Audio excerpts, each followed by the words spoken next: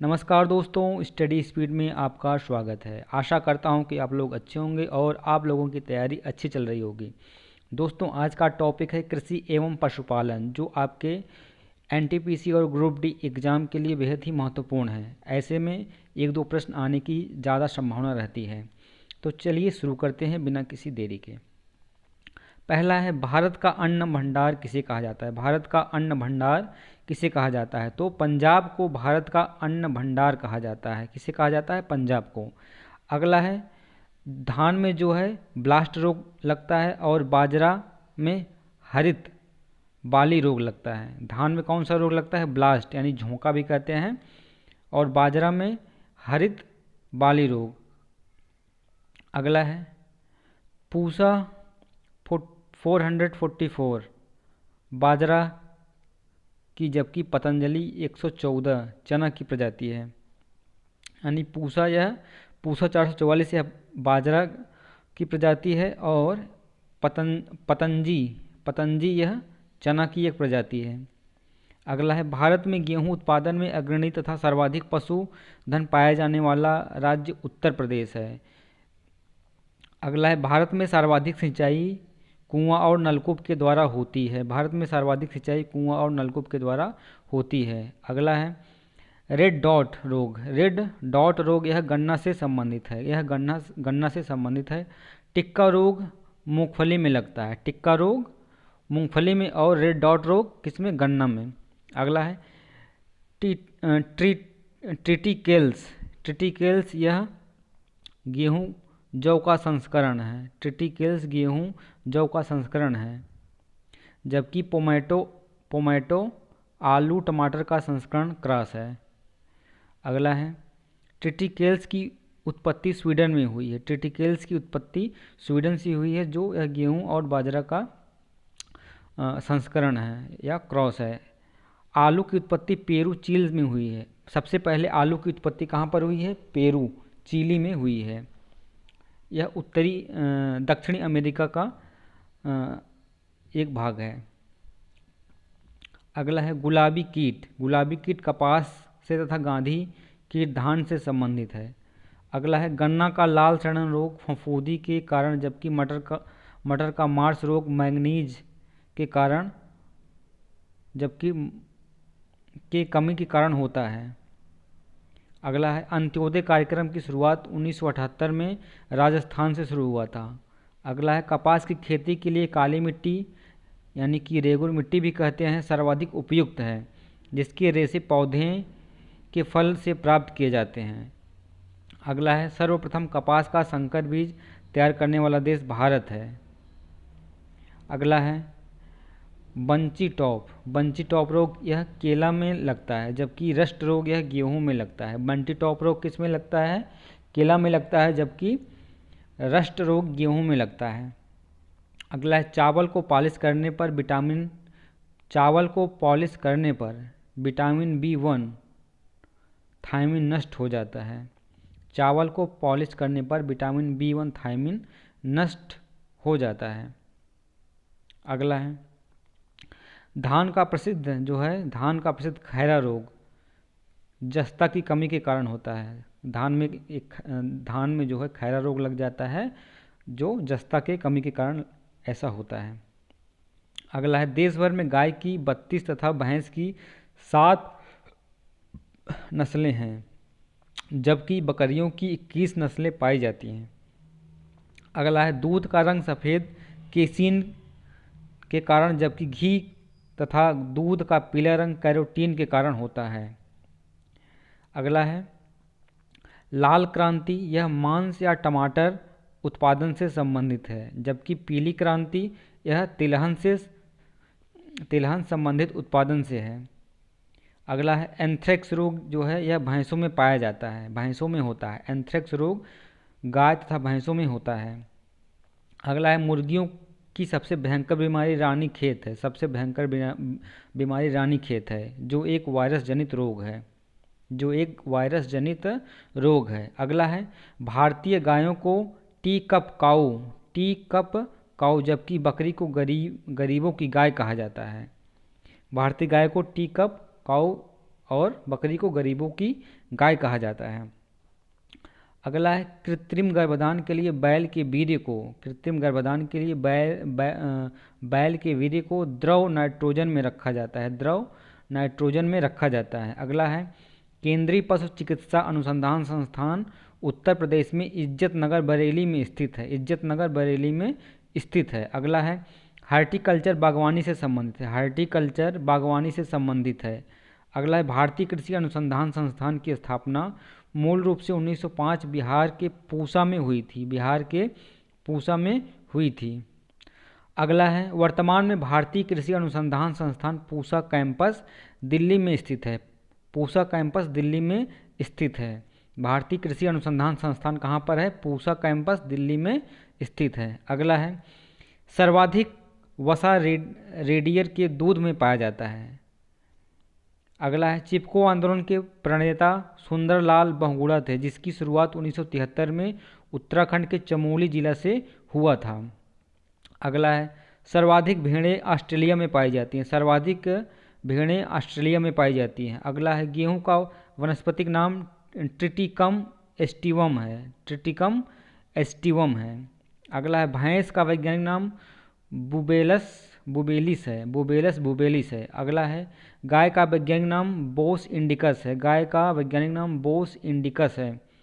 अगला है पशुपालन एवं दुग्ध विज्ञान विभाग की स्थापना 1 फरवरी 1991 में हुआ था। दुग्ध पशुपालन एवं दुग्ध विभाग की स्थापना 1 फरवरी 1991 में हुआ था।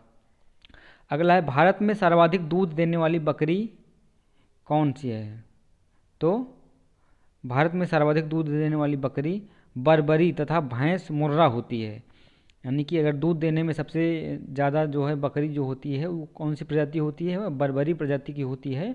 और भैंस में मुर्रा प्रजाति की भैंसें होती हैं जो सबसे अधिक दूध देती हैं।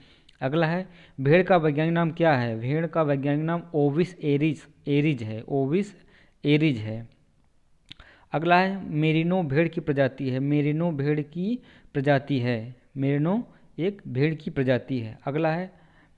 अगला है सूअर का मांस, सूअर के मांस को पॉर्क भी कहा जाता है, पॉर्क भी कहा जाता है। अगला है भारत में सर्वप्रथम कृत्रिम गर्भाधान 1942 में इज्जत नगर बरेली उत्तर प्रदेश में प्रारंभ हुआ था।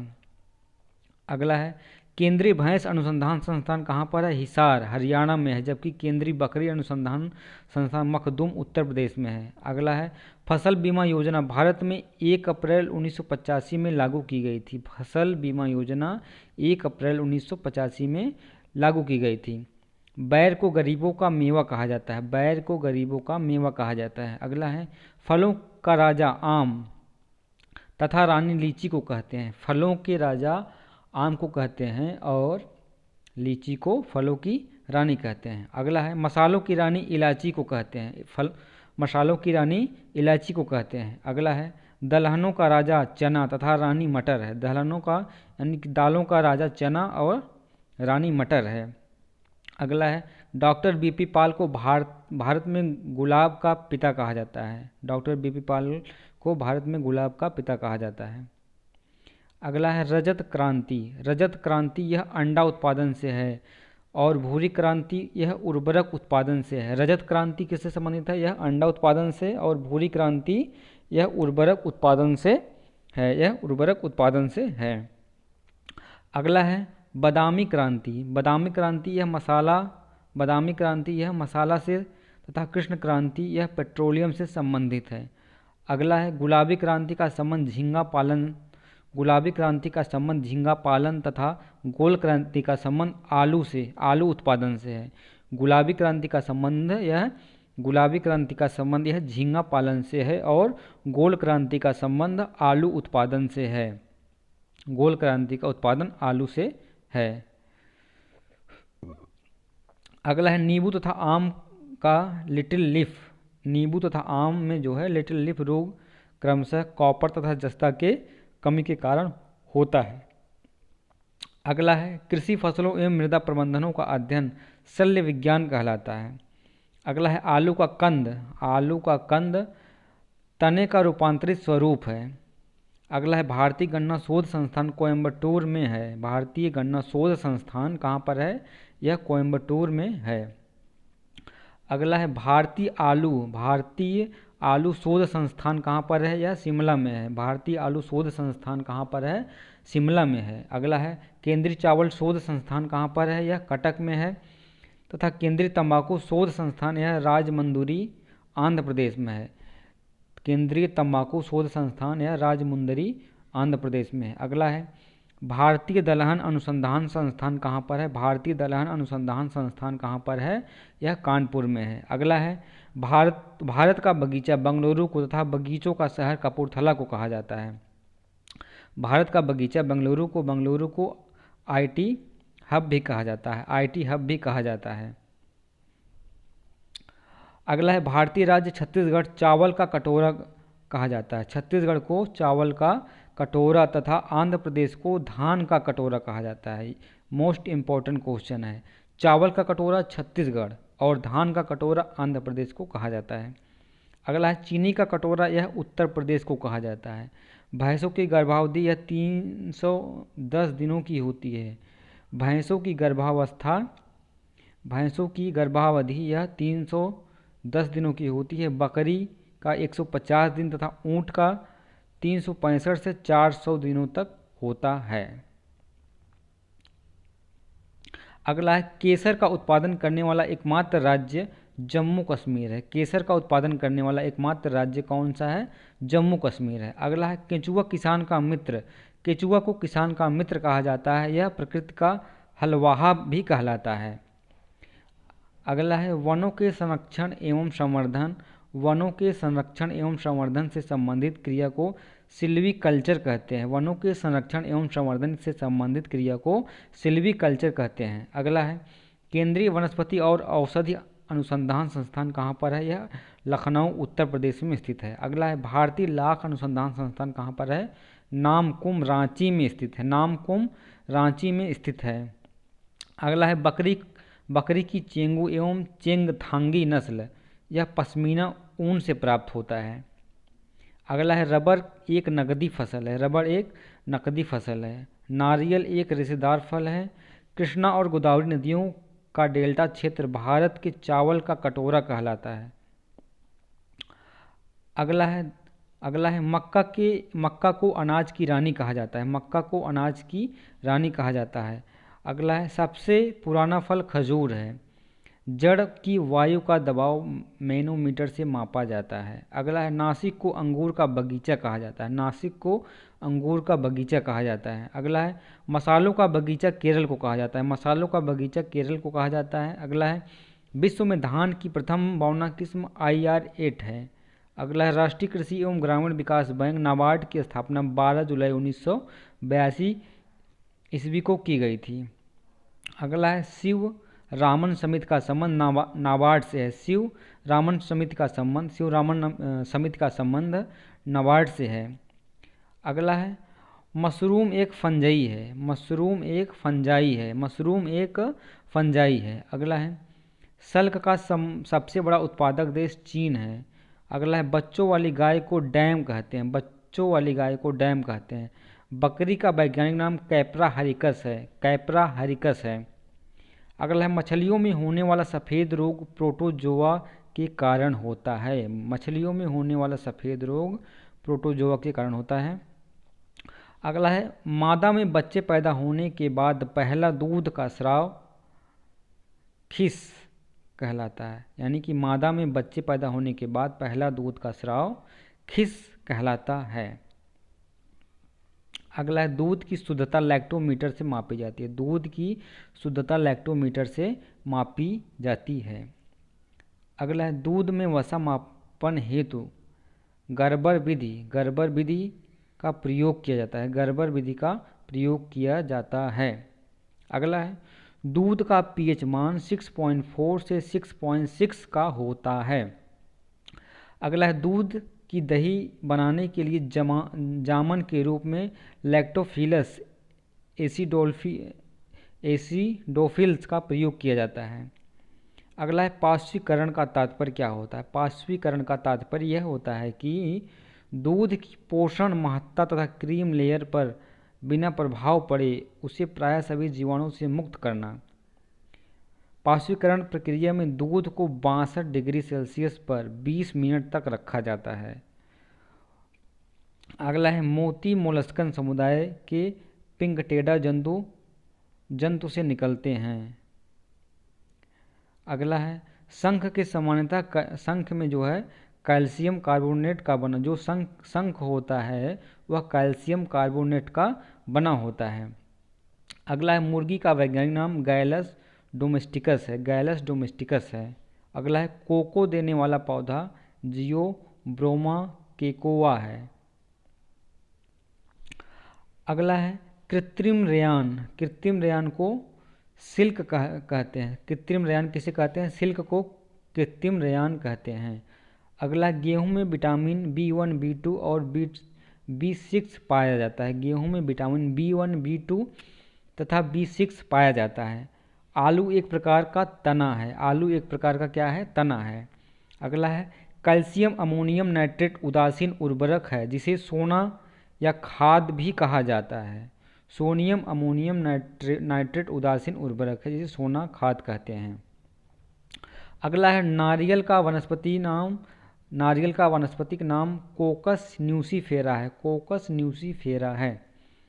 अगला है पौधों की वृद्धि के लिए 16 आवश्यक तत्वों की आवश्यकता होती है। पौधों की वृद्धि के लिए 16 आवश्यक तत्वों की आवश्यकता होती है।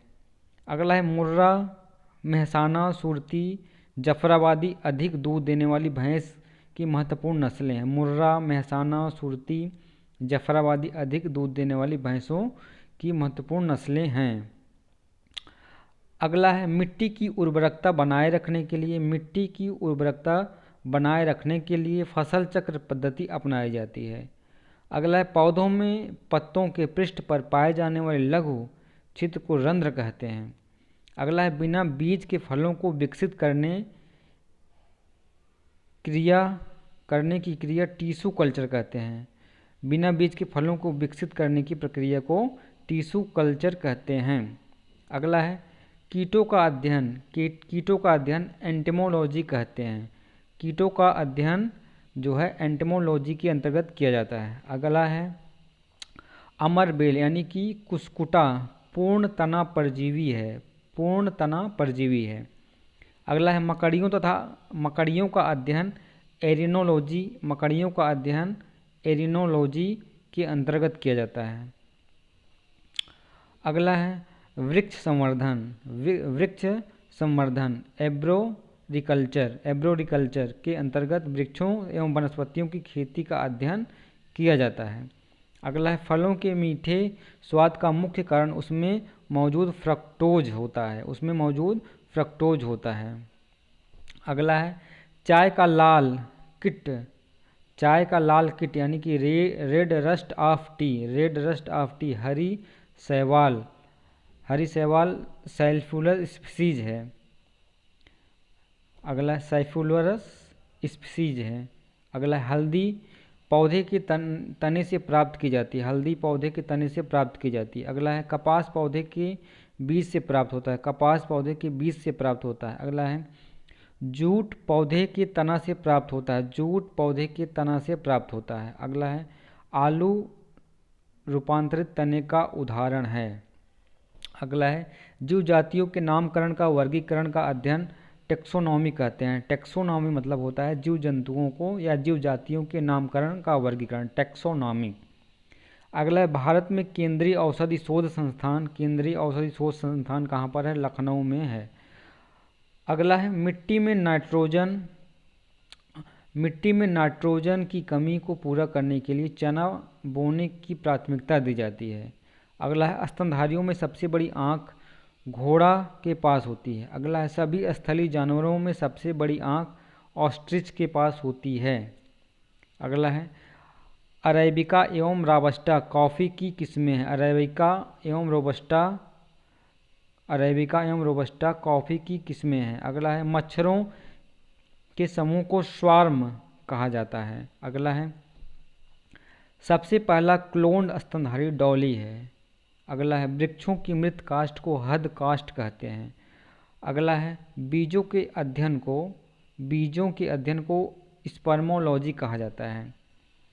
अगला है शैवाल में खाद्य पदार्थ स्टार्च के रूप में उपस्थित रहता है। अगला है लौंग पौधे के पुष्प कलिका से प्राप्त होता है। लौंग पौधे के पुष्प कलिका से प्राप्त होता है। अगला है भेड़ का गर्भकाल 150 दिन तक होता है। बकरी और भेड़ का गर्भकाल 150 दिन तक होता है।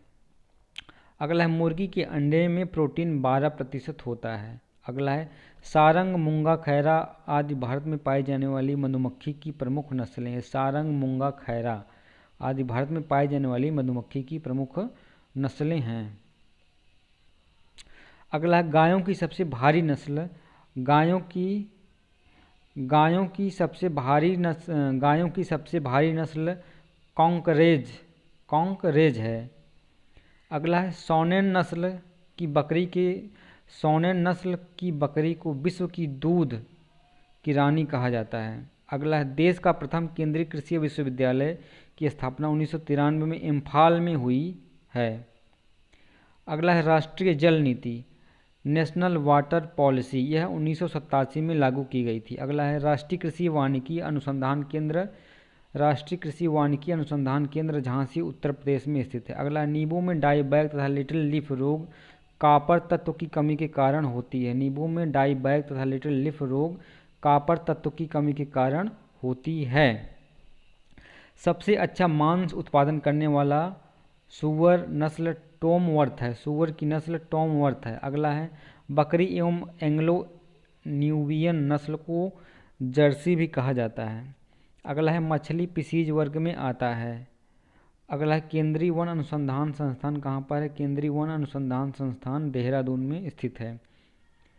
अगला है फूलों का अध्ययन एंथेलॉजी कहते हैं। एंथेलॉजी, फूलों का अध्ययन एंथेलॉजी को कहते हैं और फलों का अध्ययन पोमोलॉजी। अगला है पौधों के रेखीय वृद्धि दर को ऑक्सीजनोमीटर से मापा जाता है। अगला है सर्वप्रथम कृत्रिम गर्भाधान भारत में वर्ष 1942 में प्रारंभ किया गया था। अगला है दूध के पाश्चराइजेशन की खोज लुई पाश्चर ने की थी। अगला है भैंस के दूध में वसा की मात्रा 7.2% होता है। अगला है मोनोकल्चर में अन्न उत्पादन से संबंधित है। मोनोकल्चर अन्न उत्पादन से है। कपास जो है जूट, पटसन, ये रेशेदार फसलें हैं। जूट, कपास, पटसन, यह रेशेदार फसलें हैं। अगला हरियाली योजना जल प्रबंधन से संबंधित है। अगला है वरुणा योजना कृत्रिम वर्षा से संबंधित है। अगला है आलू, गन्ना, कपास, तंबाकू नकदी फसलें हैं। आलू, गन्ना, कपास, तंबाकू नकदी फसलें हैं। अगला है कृत्रिम रूप से कच्चे फलों को पकाने के लिए एसिटिलीन गैस का प्रयोग किया जाता है। अगला है दालचीनी पौधों की छाल से प्राप्त की जाती है। दालचीनी पौधों के छाल से प्राप्त की जाती है। अगला है समुद्र के किनारे पाई जाने वाली वनस्पति मैंग्रोव वन कहलाती है। मैंग्रोव वन कहलाती है। अगला है वनस्पति जगत का सबसे बड़ा समूह थैलोफाइटा है। थैलोफाइटा है। अगला है समुद्री शैवाल में अल्जेनिक अम्ल पाया जाता है। समुद्री शैवाल में अल्जेनिक अम्ल पाया जाता है। अगला है जया, पद्मा, सोना व मधु धान की प्रजातियां हैं। जया, पद्मा, सोना, मधु यह धान की प्रजातियां हैं। अगला है भारत में बहुत बड़े पैमाने पर उगाई जाने वाली तिलहनी फसल मूंगफली है। तिलहनी फसल मूंगफली है। अगला है जूट को प्रायः गोल्डन फाइबर भी कहा जाता है। जूट को गोल्डन फाइबर भी कहा जाता है। जूट को प्रायः गोल्डन फाइबर भी कहा जाता है। अगला है गेहूं उत्पादन के लिए सर्वाधिक उपयुक्त मिट्टी जलोढ़ मिट्टी है। गेहूं के उत्पादन के लिए सर्वाधिक उपयुक्त मिट्टी जलोढ़ मिट्टी है। अगला है धान की खेती। धान की खेती प्रतिरोपित बुआई द्वारा होती है। धान की खेती प्रतिरोपित बुआई द्वारा होती है। अगला है नारियल को बगान फसल माना जाता है। नारियल को बगान फसल माना जाता है। अगला है आलू का संबंध सेलेनेसी कुल से है। सेलेनेसी कुल से है। अगला है ब्रासिका कॉम्पेस्टेरिस सरसों का वैज्ञानिक नाम है। ब्रासिका कॉम्पेस्टेरिस यह सरसों के वैज्ञानिक नाम है। अगला है मछलियों से संबंधित अध्ययन को इक्विथोलॉजी कहते हैं। इक्थियोलॉजी कहते हैं। मछलियों से संबंधित अध्ययन को इक्थियोलॉजी कहलाता है। अगला है तितलियों का अध्ययन लैपिडेटेरियोलॉजी कहते हैं। अगला है कुत्ता का वैज्ञानिक नाम कैनिस फैमिलियरिस है। अगला है कुत्ता में गुणसूत्रों की संख्या कितनी होती है? कुत्तों में गुणसूत्रों की संख्या 78 होती है। अगला है विश्व की कुल जनसंख्या 7 अरब से अधिक है। विश्व की कुल जनसंख्या 7 अरब से अधिक है। अगला है सबसे अधिक आबादी वाला देश चीन है। अगला है सर्वाधिक मुसलमानों वाला देश इंडोनेशिया है। अगला है विश्व का सबसे छोटा मुस्लिम देश मालदीव है। अगला विश्व में सर्वाधिक बोली जाने वाली भाषा मंदारिन चीनी है। अगला विश्व का एकमात्र यहूदी देश इजराइल है। अगला है सर्वाधिक जनसंख्या घनत्व वाला देश मोनाको है। अगला है सर्वाधिक जनसंख्या घनत्व वाला देश जावा है। अगला सर्वाधिक जनसंख्या घनत्व वाला महाद्वीप एशिया है तथा न्यूनतम महाद्वीप ऑस्ट्रेलिया है। अगला है सार्क देशों में सबसे घना देश बांग्लादेश का है। सार्क देशों में सबसे घना देश बांग्लादेश है। अगला सर्वाधिक पशुधन वाला देश ब्राज़ील है। संसार का सबसे प्राचीन राजतंत्र जापान का है। अगला है संसार में निम्नतम प्रजनन दर स्वीडन की है। अगला है न्यूजीलैंड के मूल निवासी माओरी कहलाता है। अगला है ऑस्ट्रेलिया के मूल निवासी एबोर्जिन्स कहलाता है। यूर्त खिरगिज जनजाति का घर है। अगला है अफ्रीका की मूल जनजाति पिग्मी कांगो नदी घाटी में निवास करती है। अगला है दक्षिण अमेरिका के आदिवासी माओरिस कहलाता है। अगला है बुशमैन जनजाति कालाहारी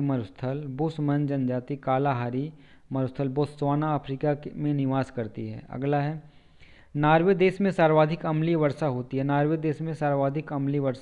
है। अगला है मक्का सऊदी अरब में स्थित है। अगला है चकमा बांग्लादेश के शरणार्थी हैं। अगला है विश्व का सबसे गहरा सागरी गर्त मोरियाना गर्त है। कहाँ पर है? यह प्रशांत सागर में स्थित है। अगला विश्व की सबसे लंबी नदी नील नदी, यह अफ्रीका में है। इसका उद्गम विक्टोरिया झील है। अगला मिस्र को नील नदी की देन कहा जाता है। अगला है नील नदी पर बसा सबसे बड़ा शहर काहिरा है। एशिया की सबसे लंबी नदी यंगटीसा क्यांग है। अगला है एशिया में विश्व का सबसे ऊंचा पठार पमीर का पठार है। अगला है अफ्रीका को अंध महाद्वीप भी कहा जाता है। अगला बॉक्साइट उत्पादन में अग्रणी देश कौन सा है? यह चीन है। अगला है ब्राज़ील को कहवा बाग या फैजेंडा कहलाता है। अगला है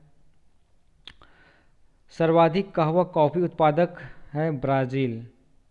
अगला विश्व की सबसे बड़ी हीरे की खान किम्बरले दक्षिण अफ्रीका में तथा सोने की सबसे बड़ी खान ओंटारियो कनाडा में है। अगला है विश्व का सबसे व्यस्त हवाई अड्डा कैनेडी है। अगला सर्वाधिक मक्का उत्पादक देश अमेरिका है। अगला है कपास तथा ऊन उत्पादक अग्रणी देश कौन सा है? चीन है। सबसे ज़्यादा एस्बेस्टस रूस में पाया जाता है। अगला है रेड इंडियन मैक्सिको एवं नेग्रो पश्चिम बंगाल द्वीप समूह उत्तरी अमेरिका के प्रमुख प्रजातियां हैं। अगला है अटकामा मरुस्थल दक्षिण अमेरिका में स्थित है। अटकामा मरुस्थल कहाँ पर है? यह दक्षिण अमेरिका में स्थित है। अगला है विश्व का सबसे लंबा रेल मार्ग ट्रांस साइबेरियन है। अगला है फ्रांस की राजधानी पेरिस सोन नदी के तट पर है।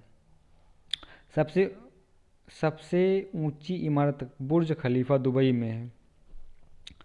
पेट्रोनेस टावर यह कुआलालंपुर मलेशिया में है। अगला सीगस टावर शिकागो अमेरिका में है। अगला है CN टावर टोरंटो कनाडा में स्थित है। तो दोस्तों आज के लिए बस इतना ही। कल का टॉपिक रहेगा हमारा, कल का टॉपिक रहेगा विश्व एक दर्शन, विश्व एक दर्शन। आज के लिए बस इतना ही। उम्मीद करता हूँ कि यह वीडियो आपको आपके एग्ज़ाम के लिए काफ़ी हेल्पफुल हो। देखते रहिए, सब्सक्राइब करिए, लाइक करिए, शेयर करिए। धन्यवाद।